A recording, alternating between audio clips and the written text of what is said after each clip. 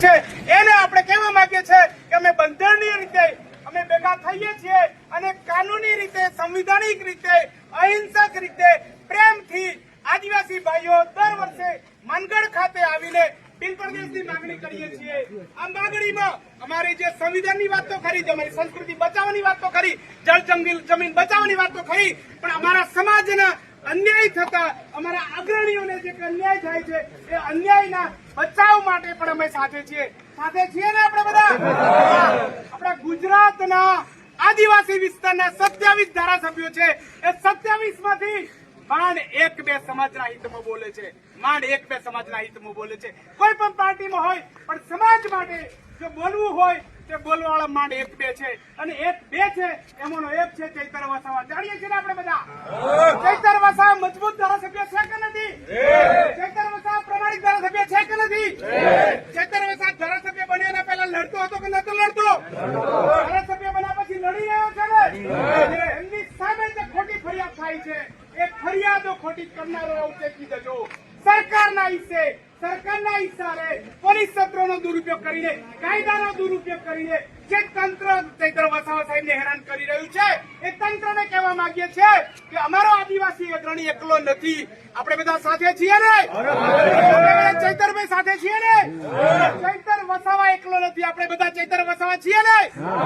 આબુથી ઉમરગામ સુધી દરેક આદિવાસી વિસ્તાર નહીં પણ ગુજરાત, રાજસ્થાન, મધ્યપ્રદેશ, મહારાષ્ટ્ર, 4 રાજ્યોના આદિવાસીઓ અમે એક છીએ ને આપણે બધા?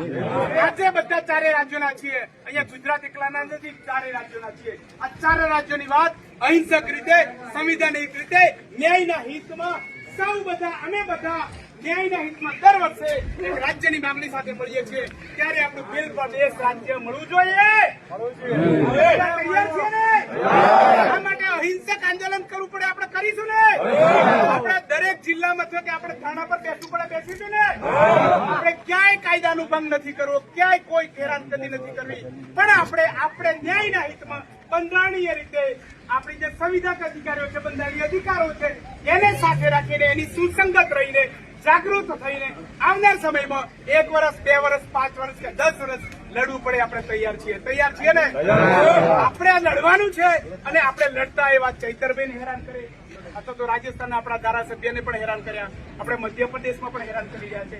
અરે હું પોતે પણ જેલમાં જઈ આવ્યો છું, આપણે કોઈ કહેવાની જરૂર નથી, પણ જે સરકારી તંત્ર જે કંઈક કરી રહ્યું છે સમજી લે કે આદિવાસી સમાજ એક થયો છે, આદિવાસી સમાજ એક થયો છે, અને એક થઈને જે કંઈક કરવું પડે અમે કરવા માટે બંધાયેલા છીએ।